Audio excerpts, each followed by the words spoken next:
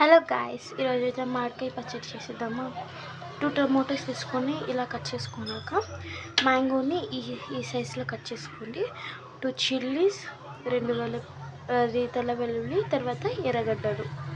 ఒక పెనం పెట్టుకొని దీంతో అయితే ఆయిల్ వేసుకోవాలి.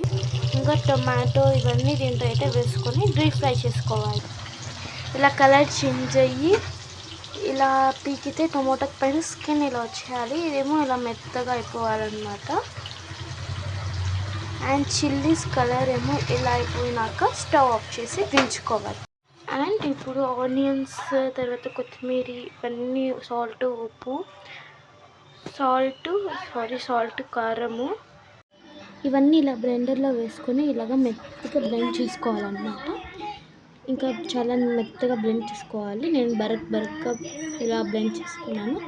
అంతే, బౌల్లోకి సర్వ్ చేసుకుంటే మన మామిడికాయ పచ్చడి రెడీ అయిపోయింది. Bye bye.